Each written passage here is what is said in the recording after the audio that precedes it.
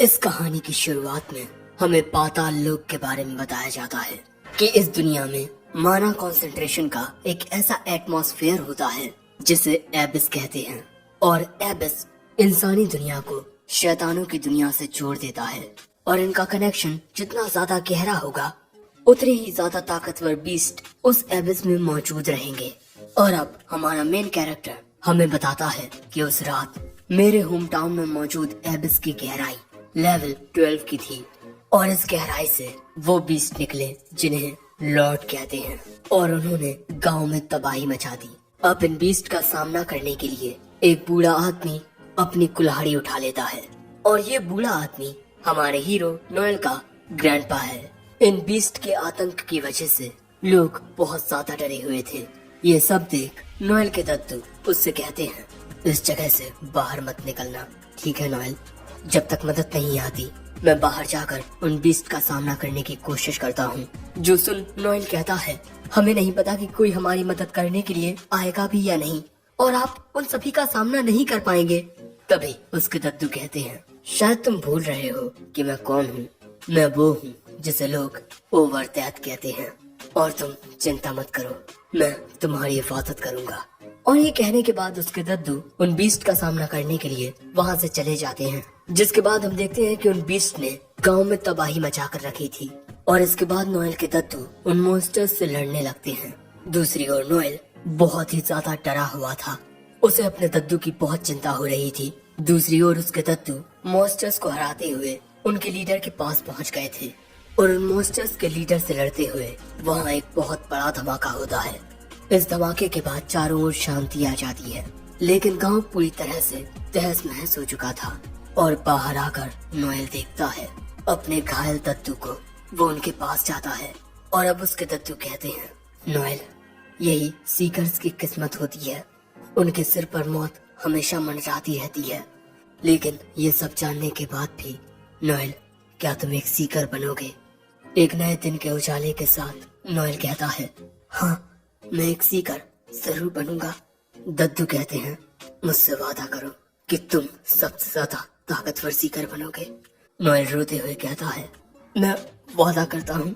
ये सुन आखिर में नोएल के दद्दू कहते हैं, तुम मेरे प्यारे पोते हो नोएल, और मैं हमेशा तुमसे प्यार करता रहूंगा। और ये कहने के बाद नोएल के दद्दू दम तोड़ देते हैं।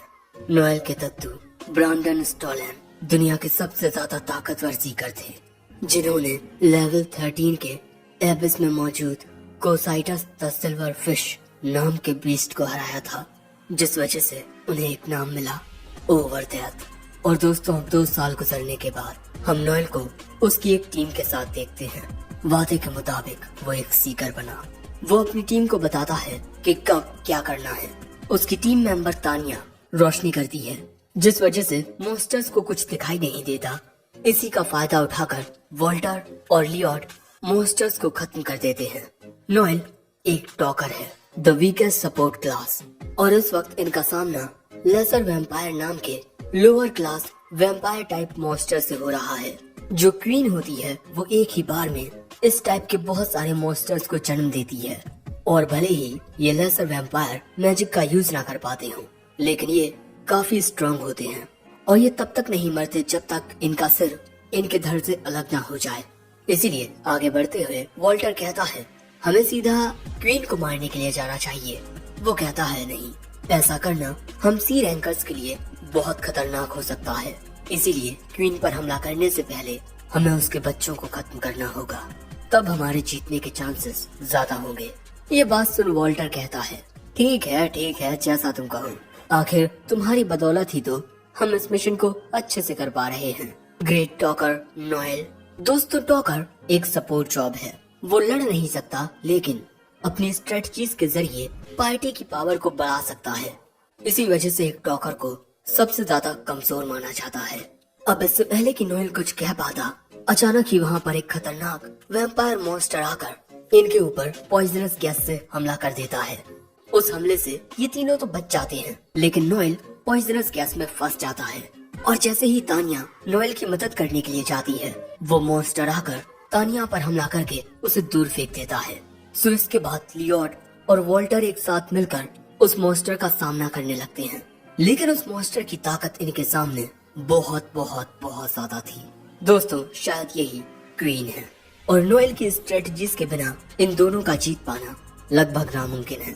लेकिन नोएल तो इस पॉइजनस गैस में फंसा हुआ था। सो तभी नोएल को अपने पास्ट की याद आती है, जिसके बाद नोएल एक गन निकालकर उस क्वीन मॉन्स्टर पर हमला करता है और पॉइजनस गैस से बचने के लिए एक पोशन भी पी लेता है।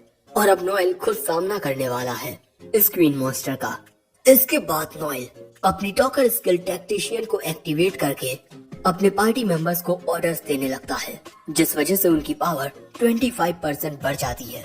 सबसे पहले नोएल वॉल्टर और लियोट को क्वीन के हमले के बारे में बताता है, जिस वजह से ये दोनों उसके हमले से बच जाते हैं। इसके बाद नोएल एक्टिवेट करता है बैटल बॉयज को, जिससे उसके पार्टी मेंबर्स की रिकवरी स्पीड 25% तक बढ़ जाती है। जिसके बाद नोएल अपने ऑर्डर्स देना स्टार्ट करता है। सबसे पहले लियोट क्वीन के पीछे मौजूद उसके टेंटिकल्स को काटता है, जिससे वॉल्टर को अच्छा मौका मिलता है और वो सीधा क्वीन की छाती पर वार करता है। लेकिन तभी नोएल नोटिस करता है कि वहाँ पर कुछ लेसर वैम्पायर्स होते हैं और अगर ये क्वीन की मदद करने के लिए आए तब इनके लिए बहुत बड़ी परेशानी हो जाएगी, जिस वजह से तानिया घबराने लगती है। सो नोएल उस पर पीयर सपोर्ट का यूज करता है। ये स्किल टारगेट की मेंटल पावर को इंक्रीज कर देता है। मैं उन तीनों लेसर वैम्पायर्स को संभालता हूँ, तुम तीनों क्वीन का सामना करो। लियोट, वॉल्टर, इस पर अपने सबसे खतरनाक हमले का इस्तेमाल करो। और इतनी ही देर में तानिया उन दोनों पर एक प्रोटेक्टिव बैरियर बनाए रखती है। दूसरी ओर नोएल इन लेसर वैम्पायर्स पर अपने स्टन होल एबिलिटी का यूज करता है, जिससे वो तीनों वहीं पर गिर जाते हैं। और इसके बाद नोएल अपनी मैजिक गन से एक आइस बुलेट शूट करके दो मॉन्स्टर्स को तो जमा देता है, लेकिन एक बच जाता है और नोएल के पास अब एक आखिरी बुलेट बची है। इसीलिए वो कुछ कैलकुलेशंस करके इस बुलेट को क्वीन की ओर मारता है और लियोट और वॉल्टर से उनका पावरफुल अटैक करने को कहता है। और इन दोनों का ये पावरफुल कंबाइन अटैक क्वीन को एक ही बार में खत्म कर देता है। लेकिन तब तक वो लेसर वैम्पायर नोएल पर हमला कर चुका था, ऐसा बाकी सबको लगता है, क्योंकि नोएल की कैलकुलेशंस के अकॉर्डिंग क्वीन के मरते ही उससे पैदा हुए सभी ये वैम्पायर्स अपने आप ही मर जाएंगे। और ऐसा ही होता है। आखिर के कुछ पलों में ही नोएल उसके हमले से बच जाता है और इसी के साथ इनकी ये लड़ाई खत्म होती है। इनका मिशन कंप्लीट होता है, जिसके बाद नोएल के पार्टी मेंबर्स उसके पास आकर कहते हैं, तुम कुछ ज्यादा ही खतरा मोल लेते हो। ये सुन नोएल याद करता है बचपन में जब वो रो रहा था, क्योंकि उसे ये पता चला था कि उसके पास वीकेस्ट जॉब है, लेकिन वो तो अपने दद्दू की तरह एक वॉरियर बनना चाहता था। सो उसके दद्दू कहते हैं, नोएल तुम बिल्कुल अपनी गुजरी हुई माँ के जैसे दिखते हो, लेकिन तुम्हारे अंदर एक सीकर बनने का टैलेंट है जो तुम्हारी माँ में नहीं था। और अब प्रेजेंट में नोएल आसमान को देखकर कहता है, भले ही मैं एक टॉकर हूँ, द वीकेस्ट, लेकिन एक दिन मैं आपसे भी ज्यादा ताकतवर बनूंगा, ग्रैंडपा। इसके बाद हमें द कैपिटल ऑफ वेलनांट एम्पायर ईट्राई दिखाया जाता है, जो कि मैजिकल टेक्नोलॉजी में बहुत ही ज्यादा एडवांस्ड है। यहाँ तक कि इसे इस राज्य का मेन पिलर भी कहा जा सकता है और यहाँ सीकर्स को भी बहुत पसंद किया जाता है। इसके बाद हम नोएल की पार्टी को एक रेस्टोरेंट में खाना खाते हुए देखते हैं। उस मिशन को कंप्लीट करने की वजह से इन्हें 5 मिलियन पैसे मिले हैं। वैसे जरा इनके पार्टी मेंबर्स को जान लो, Tania the healer, Walter the warrior, Leot the swordsman और इनका पार्टी लीडर भी। और इनकी पार्टी बने हुए 1 साल हो गया है। तभी वॉल्टर नोएल से कहता है, हम पार्टी कर रहे हैं और तुम खुश नहीं लग रहे हैं, क्या हुआ बोलो? कहीं तुम इस बात से नाराज तो नहीं कि हमें उनसे और पैसे मांगने चाहिए थे? एक सीकर का दिल बड़ा होना चाहिए, शायद तुम्हारे ग्रैंडपा भी तुमसे यही कहते।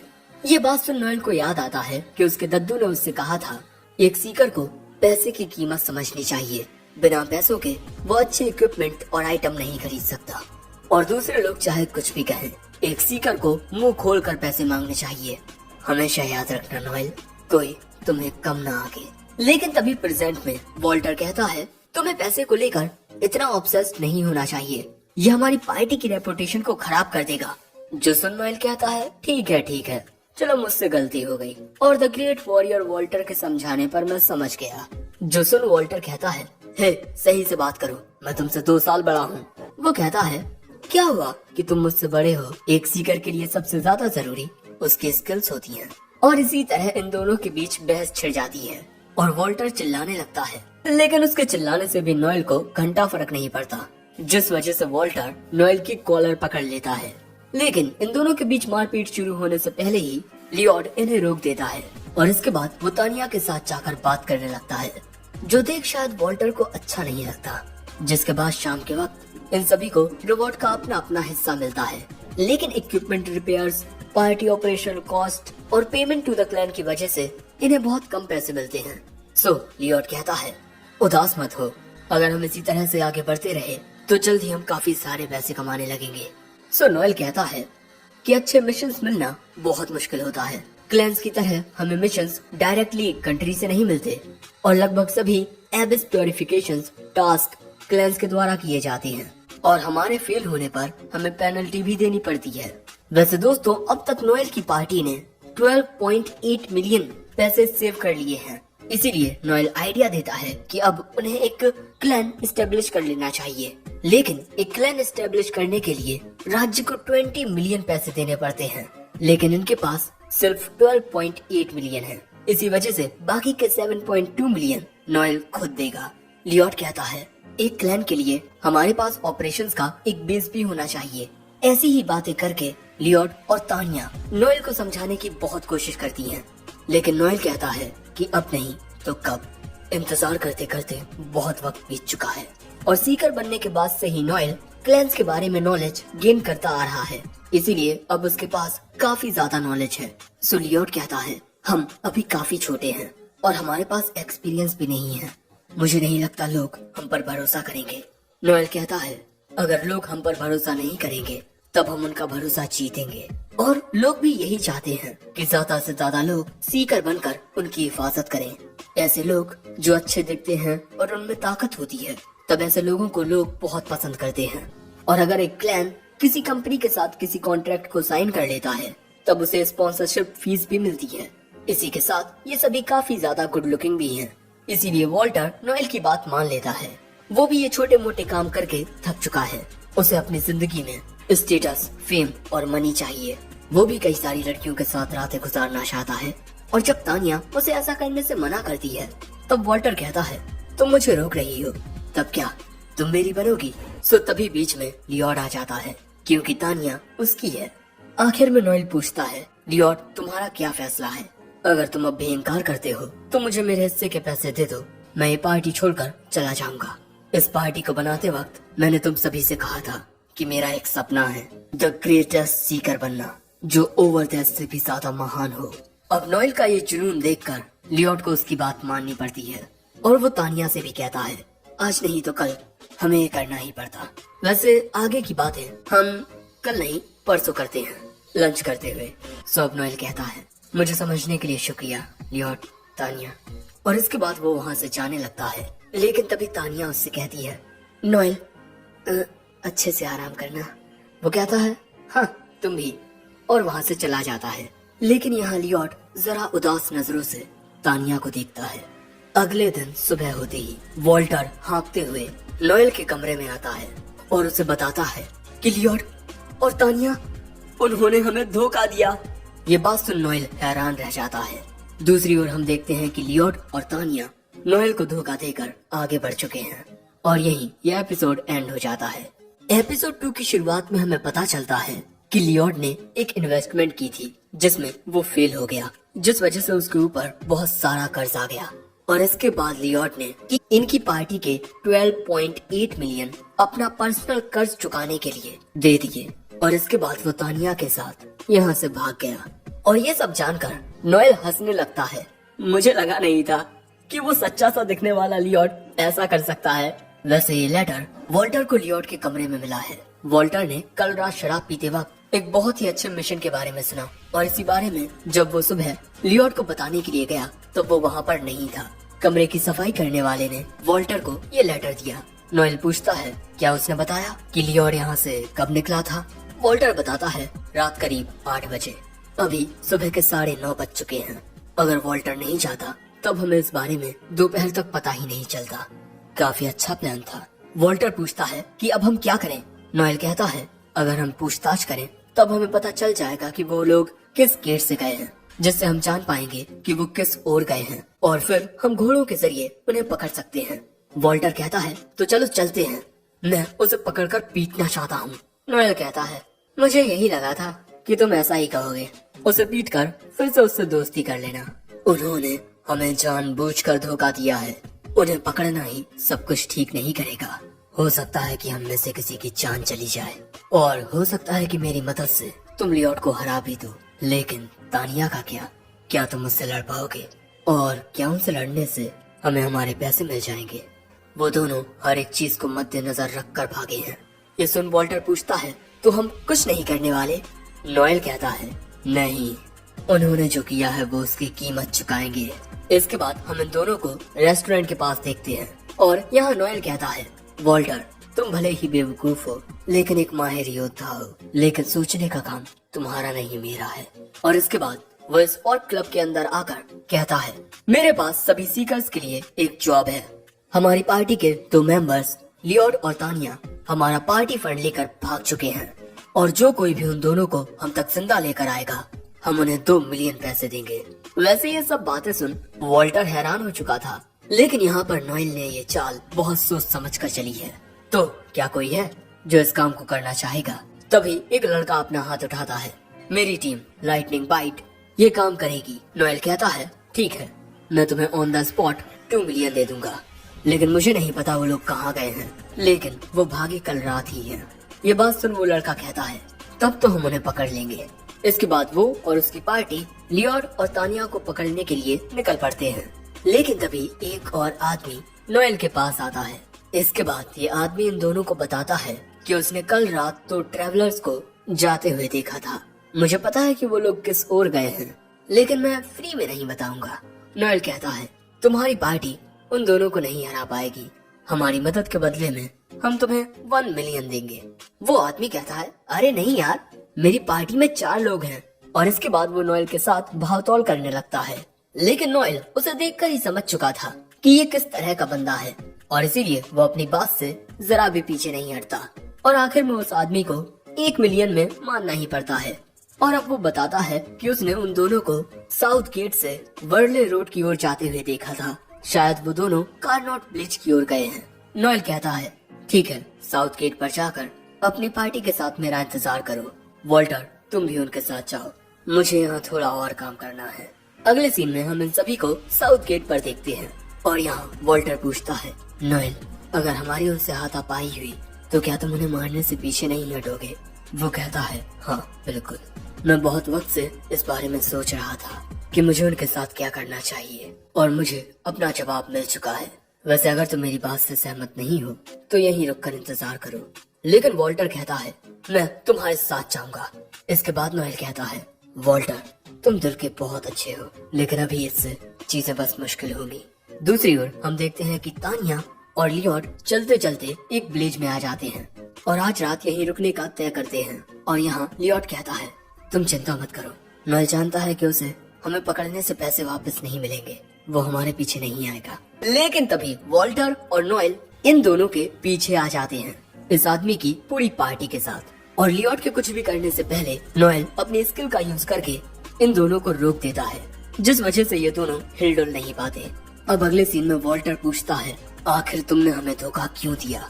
लियोट बस इतना कहता है आई एम सॉरी।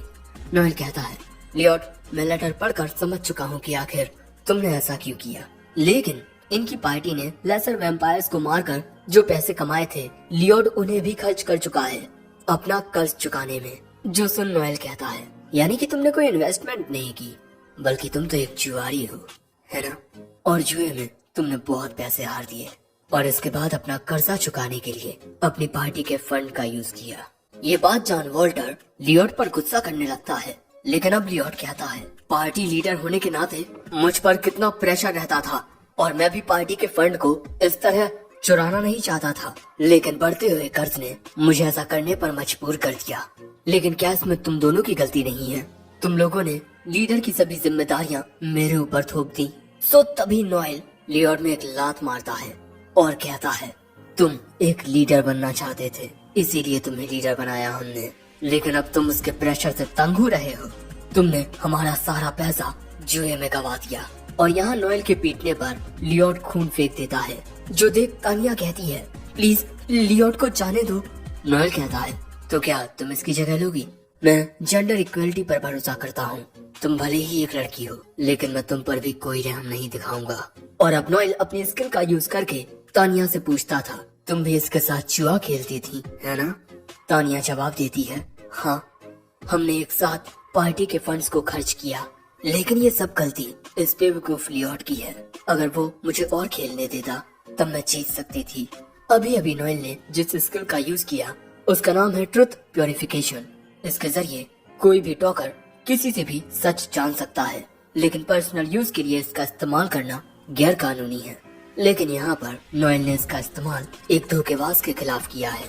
दोस्तों, इस दौरान नोएल बिल्कुल एक सांप बन गया था जो किसी को भी निगल सकता है।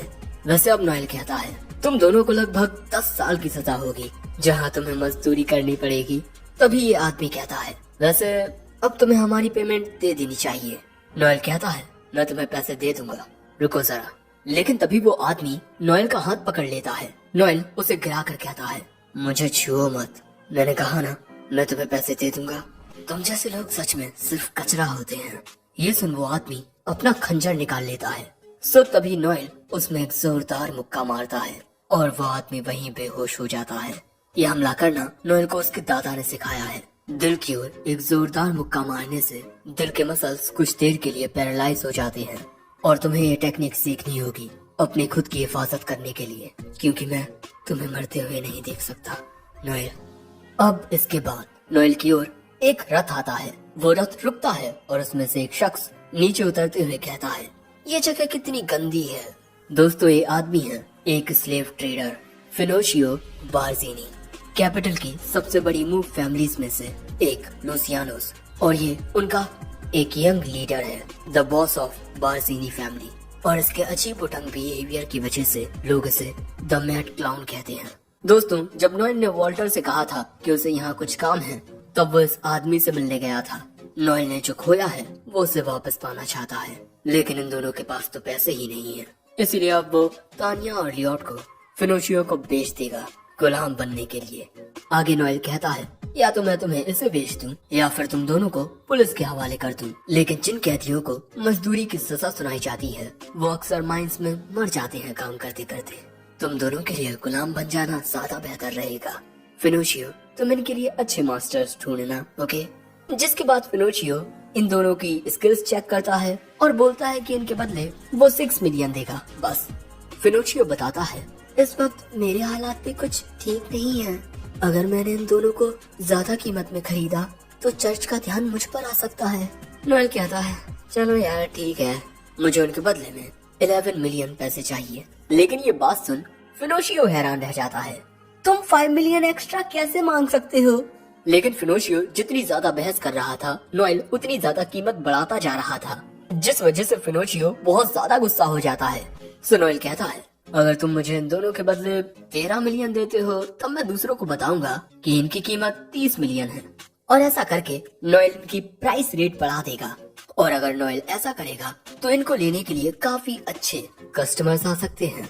ये दोनों यंग हैं और काफी अच्छे दिखते हैं। अगर तुम अच्छे से नेगोशिएट करो तो ये 90 मिलियन तक बिक सकते हैं, लेकिन तुम्हें मुझे देने होंगे बस 15 मिलियन। नोएल का दिमाग देख फिनोशियो भी हैरान रह जाता है और कहता है यार तुम मेरी फैमिली को ज्वाइन क्यों नहीं कर लेते? नोएल मना कर देता है। इसके बाद फिनोशियो इस आदमी से कहता है यहाँ पर जो भी बात हुई, अगर उसका जिक्र तुमने कभी किसी के सामने किया तब तुम और तुम्हारा पूरा परिवार मेरे कुत्तों का खाना बनेंगे। ये बात सुन वो बेचारा डर के मारे वहीं बेहोश हो जाता है और फिनोशियो नोएल को डाउन पेमेंट दे देता है। सो अब तानिया कहती है नोएल प्लीज हमें बचा लो, हम एक वक्त पर पार्टनर्स हुआ करते थे। नोएल कहता है ऐसे पार्टनर्स जो हमारा पूरा पैसा जुए में हार गए। तुम मुझे एक बार धोखा दे चुकी हो, अगली बार भी दे सकती हो। जिसके बाद तानिया वॉल्टर से कहती है तुम मुझे पसंद करते हो ना, तो मेरे लिए कुछ करो, तुम में कोई हिम्मत है कि नहीं? और ऐसे ही वो वॉल्टर को गालियां देने लगती है जब तक कि उसे फिनोशियो का आदमी ले नहीं जाता। और ये देख फिनोशियो कहता है इसी वजह से मुझे तो औरतें बिल्कुल पसंद नहीं। और इसके बाद फिनोशियो नोएल को एक फ्लाइंग किस देकर चला जाता है। और इसके बाद नोएल इस आदमी को इसके 1 मिलियन दे देता है। वो आदमी नोएल से कहता है तुम एक शैतान हो।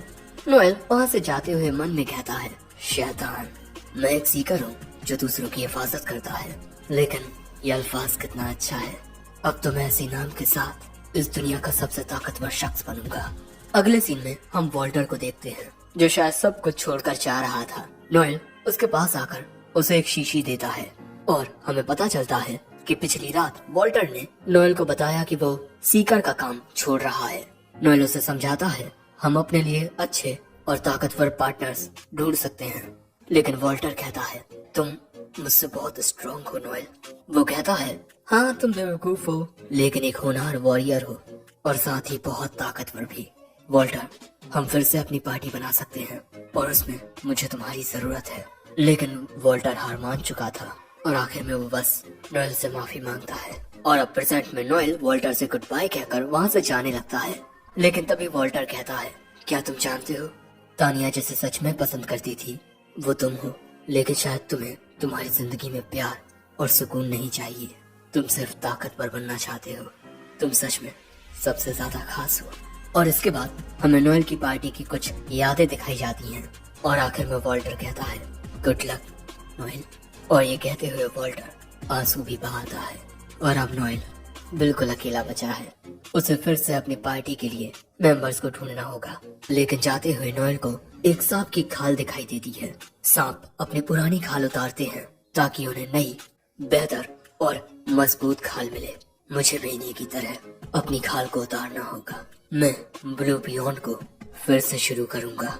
और नोएल के ये कहते ही ये एपिसोड एंड हो जाता है।